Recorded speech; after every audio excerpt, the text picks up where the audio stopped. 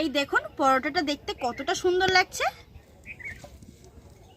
ময়দাটা আমি অল্প অল্প দেব, এখানে যেহেতু জল দেয়া যাবে না। এতটাই নরম হয়েছে যে চারটে কিন্তু ভাঁজ করা যাচ্ছে, একদম একটা হাতের তালুর মধ্যে চলে আসছে পুরো পরোটাটা। নমস্কার বন্ধুরা, আজ আমি আপনাদেরকে বানিয়ে দেখাবো ডিম আর টমেটো দিয়ে টক ঝাল মিষ্টি লেয়ারযুক্ত পরোটা। এই পরোটাটা খেতে এতটাই স্বাদ হয়, যদি বাড়িতে আপনারা একবার বানান তাহলে কিন্তু বারবার বানিয়ে খেতে ইচ্ছা করবে। আর এই পরোটাটা বানানো ভীষণই সোজা, আর এই পরোটা বানানোর সাথে সাথে কিন্তু একদম বালিশের মতো ফুলে ওঠে। আর এই পরোটা বানানোর জন্য আমি আগে থেকে কিন্তু কড়াইতে 3টে টমেটো সিদ্ধ করতে বসিয়ে দিয়েছি, আর খুব ভালোভাবে কিন্তু সিদ্ধও হয়ে গেছে। দেখুন টমেটোগুলো কিন্তু খুব ভালোভাবে ফেটেও গেছে। এবার আমি এই টমেটোগুলো একটা থালার মধ্যে তুলে নেব।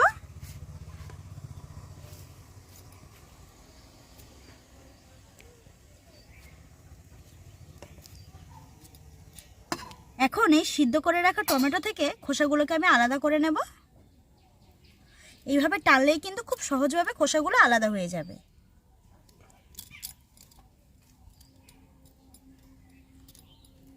একটু গরম আছে তো কোনো অসুবিধা নেই, এরকম আস্তে আস্তে কিন্তু খোসাগুলোকে বের করে নিতে হবে। তো আমি এখানে 3টে টমেটো দিয়ে পরোটাটা বানাচ্ছি, তবে আপনারা যদি বেশি বানাতে চান তাহলে কিন্তু এখানে টমেটোর সংখ্যাটাকে বাড়িয়ে নেবেন। তো ভালোভাবে কিন্তু আমি টমেটোটাকে ছাড়িয়ে নিয়েছি, 3টে টমেটো ছাড়ানো হয়ে গেছে। এবার আমি একটা ম্যাশার দিয়ে খুব ভালোভাবে ম্যাশ করে নেব। আপনারা যদি চান হাত দিয়েও কিন্তু ম্যাশ করে নিতে পারেন, আবার কাঁটা চামচ দিয়েও কিন্তু ম্যাশ করে নিতে পারেন। এই দেখুন ম্যাশটা করার পরে কিন্তু কিছু কিছু শক্ত জিনিস থেকে যাচ্ছে, তো এইগুলোকে ভালোভাবে কিন্তু হাত দিয়ে চিপড়ে আমি তুলে নেব। এগুলোকে রাখা যাবে না কিন্তু এর মধ্যে, এইভাবে চিপড়ে কিন্তু তুলে নেব। তো এগুলো তো আমাদের লাগবে না, এইভাবে চিপড়ে কিন্তু ফেলে দেবো জিনিসটাকে। এখন এই টমেটোর পিউরির মধ্যে দিয়ে দেবো পরিমাণ মতো ময়দা। তো এখানে ময়দাটা আমি অল্প অল্প দেবো, এখানে যেহেতু জল দেওয়া যাবে না। তো এরকম অল্প অল্প ময়দা আমি দিলাম, তো বাকি ময়দাটা রেখে দিলাম। এবার আমি এই ময়দার মধ্যে দিয়ে দেবো পরিমাণ মতো লবণ, আর দিয়ে দেবো অল্প একটু সাদা তেল। আপনারা চাইলে এই ময়দার বদলে আটা দিয়েও কিন্তু মাখিয়ে নিতে পারেন। এখানে আমি আরেকটু ময়দা নিয়ে নেব, যেহেতু আমার এখানটা একটু নরম মনে হচ্ছে তাই আমি এখানে দিচ্ছি। তো আপনারা প্রথমে কিন্তু একসাথে বেশি দেবেন না, এরকম অল্প অল্প দেবেন, পরিমাণ বুঝেই কিন্তু ময়দাটাকে এখানে ব্যবহার করতে হবে। বন্ধুরা, সবথেকে আশ্চর্যের বিষয় কি জানেন, এই পরোটাটা খেতে কোনো রকম তরকারির প্রয়োজনই হয় না। তো পুরো ভিডিওটা দেখলে কিভাবে বানাচ্ছি আমি, তাহলেই কিন্তু আপনারা বুঝতে পারবেন। আর এই পরোটাটার যে কি স্বাদ হয় বলে বোঝানো যাবে না। দেখুন আমার ডোটা তৈরি হয়ে গেছে, আর ঠিক এরকমই রেখেছি আমি। তো এবার ওপর থেকে অল্প একটু সাদা তেল দিয়ে দেবো আমি। সাদা তেলটা একদম মাখিয়ে নিচ্ছি আমি খুব ভালোভাবে, দিয়ে আবার আমি একটা ঢাকা দিয়ে রেস্টে রেখে দেবো। এরপর একটা থালির মধ্যে আমি নিয়ে নেব মিডিয়াম সাইজের একটা পেঁয়াজ কুচি, 3-4টে কাঁচা লঙ্কা কুচি, আর কিছুটা পরিমাণ ধনেপাতা কুচি দিয়ে 2টো ডিম আমি এর মধ্যে ফাটিয়ে নেব।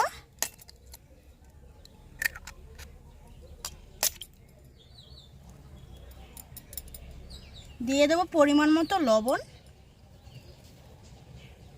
এবার খুব ভালোভাবে ফেটিয়ে নেব কাঁটা চামচের সাহায্যে। আপনারা হয়তো এর আগে সেই ডিমের পরোটা একঘেয়েমি পদ্ধতিতে বানানো দেখেছেন, তবে আজকে আমি সম্পূর্ণ অন্যরকম পদ্ধতিতে কিন্তু আজকের এই ডিম পরোটাটা বানিয়ে আপনাদেরকে দেখাবো।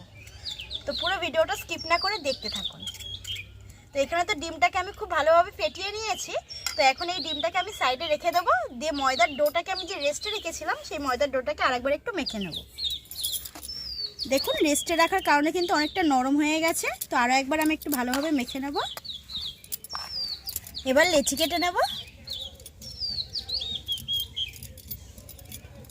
একটু বড় বড় করে লেচিগুলোকে কেটে নেব।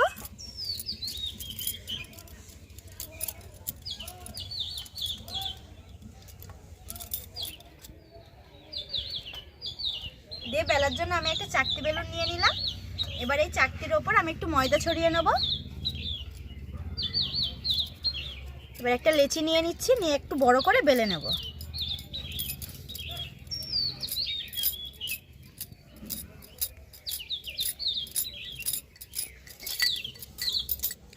বেলা হয়ে গেছে, দেখুন বেশ বড় করেই কিন্তু আমি বেলে নিয়েছি।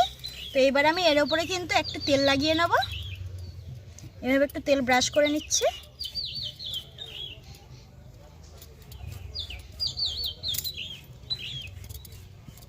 একটু ভালোভাবে কিন্তু তেলটাকে ব্রাশ করে নিতে হবে। আপনারা চাইলে কিন্তু তেলের বদলে ঘি দিয়েও কিন্তু এটা ব্রাশ করে নিতে পারেন। এবার উপর থেকে অল্প একটু শুকনো ময়দা ছড়িয়ে নেব।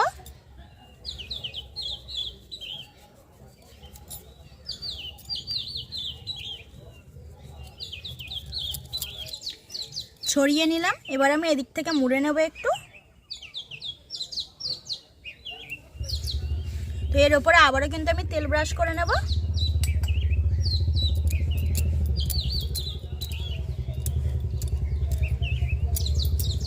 আবারও এর উপরে আমি শুকনো ময়দা ছড়িয়ে নেব।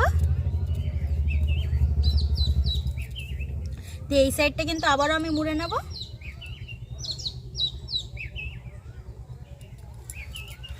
আবারও এর উপরে আমি তেল ব্রাশ করে নেব।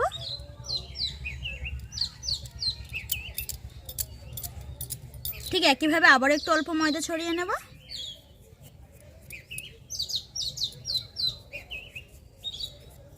তো এই দুদিকটা হয়ে গেছে। এবার আমি এই দুদিকটা মুড়ে নেব। তো এই সাইডটাও তুলে এইভাবে মুড়ে নিচ্ছি। আবারও এর উপরে আমি তেল ব্রাশ করে নেব।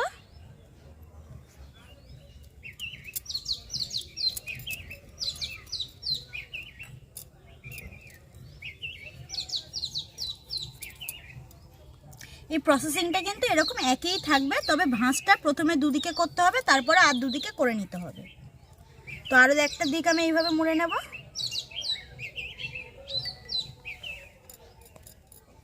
তো এবার কিন্তু আর উপরে আমি তেল বা ময়দা কোনো কিছুই দেবো না। এবার কিন্তু একটু ভালোভাবে একটু চেপে নেবো এইভাবে দিয়ে। আবারও কিন্তু চৌকোভাবে এবার আমি এটাকে বেলে নেব। তবে বেলার জন্য অল্প একটু শুকনো ময়দা ছড়িয়ে নেব।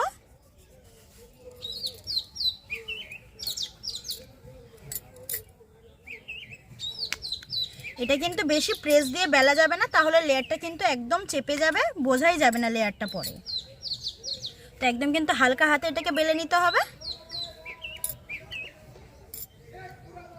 এই দেখুন একটা পরোটা কিন্তু আমার বেলা হয়ে গেছে।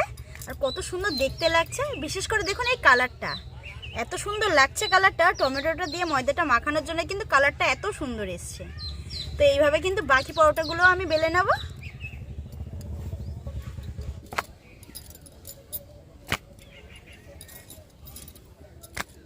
পরোটাগুলো বেলে নিয়ে সরাসরি চলে এসেছি আমি উনুনের কাছে। আর উনুনটা জ্বালিয়ে আবার আমি কড়াই বসিয়ে নিয়েছি। এবার আমি কড়াইতে অল্প একটু সাদা তেল দিয়ে দেবো। তেলটাকে একটু চারদিকে চাড়িয়ে নেবো এইভাবে। তো এবার আমি এদিকে যে থালার মধ্যে ডিমটাকে ফেটিয়ে নিয়েছিলাম, সেই থালার মধ্যে একটা পরোটা কিন্তু আমি দিয়ে দেব এইভাবে। দিয়ে আবারও উল্টে কিন্তু আরেক দিকটা এইভাবে কোটিং করে নেব। দেখুন কোটিং করার পরে কিন্তু কি সুন্দরভাবে লেগে যাচ্ছে পেঁয়াজ ধনেপাতাগুলো। দিয়ে সরাসরি কিন্তু এইভাবে কড়াইয়ের মধ্যে দিয়ে দেবো। আর ওপর থেকে কিন্তু একটু পেঁয়াজ ধনেপাতা এইভাবে আমি দিয়ে দেবো পরোটার উপরে।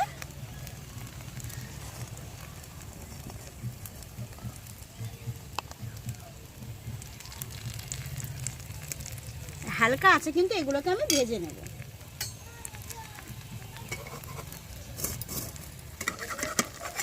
আস্তে করে এবার পরোটাকে আমি উল্টে নেব। এই দেখুন এক সাইডটা কিন্তু খুব সুন্দরভাবে হয়ে গেছে ভাজা ভাজা। আর একটু কিন্তু ডিম পেঁয়াজ আমি এর উপরেই দিয়ে দেবো।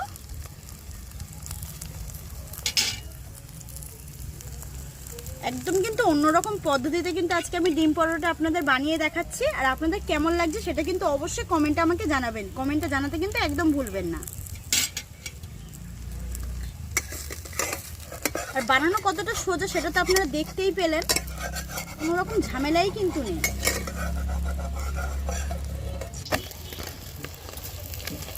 এই দেখুন কত সুন্দরভাবে ফুলে উঠছে একদম বালিশের মতো। প্রথমেই তো আমি বলেছিলাম যে এই পরোটাগুলো একদম বালিশের মতো ফুলে ওঠে। এই দেখুন ভালোভাবে দেখলেই কিন্তু বুঝতে পারবে। তো দু পিঠ কিন্তু আমি খুব ভালোভাবে ভেজে নিয়েছি। তো এবার কিন্তু আমি এই পরোটাটাকে তুলে নেব। এই দেখুন পরোটাটা দেখতে কতটা সুন্দর লাগছে। কালারটা কিন্তু দারুণ এসছে।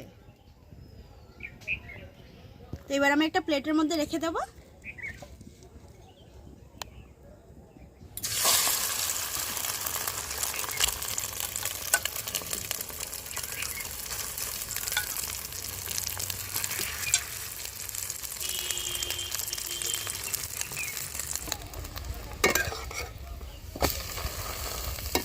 দেখুন প্রত্যেকটা পরোটা কত সুন্দরভাবে ফুলে উঠছে। তো আমিও কিন্তু এই পরোটা তুলে নিচ্ছি।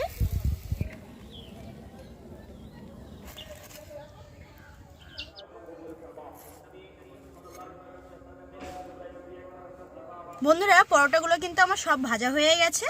আর দেখুন দেখতে কতটা সুন্দর লাগছে, আর পরোটাগুলো কতটা সফট হয়েছে দেখুন, এতটাই নরম হয়েছে যে চারটে কিন্তু ভাজ করা যাচ্ছে, একদম একটা হাতের তালুর মধ্যে চলে আসছে পুরো পরোটাটা। দেখুন এতটা নরম হয়েছে। তো আপনাদেরকে ছিঁড়েও দেখাচ্ছি একটা পরোটা আমি। এই দেখুন ভেতর থেকে কিন্তু খুব সুন্দরভাবে হয়েছে, আর প্রত্যেকটা লেয়ার কিন্তু খুব ভালোভাবে বোঝাও যাচ্ছে।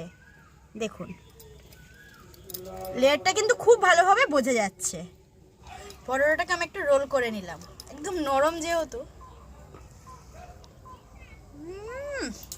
তো দেওয়ার সাথে সাথে জাস্ট একটা আলাদাই স্বাদ, দারুণ লাগছে। আমি প্রথমে বলেছিলাম না যে এই পরোটার সাথে কোনো রকম তরকারির প্রয়োজন হবে না, সত্যি বলছি কোনো রকম তরকারির প্রয়োজন হবে না। দারুণ লাগছে খেতে, বাচ্চা থেকে বড় কিন্তু সবাই খুবই পছন্দ করবে একবার যদি এরকমভাবে বানিয়ে দেওয়া যায়। এটা কিন্তু আপনারা সকালবেলা যাদের মানে প্রচুর ঝামেলার মধ্যে থাকেন তখন কিন্তু এটা বানিয়ে নিতে পারেন একদম ঝটপট। তো আপনাদের কেমন লাগলো অবশ্যই কিন্তু আমাকে জানাবেন। দেখা হচ্ছে পরবর্তী কোনো নতুন একটা রেসিপি নিয়ে। আজকের মতো টাটা।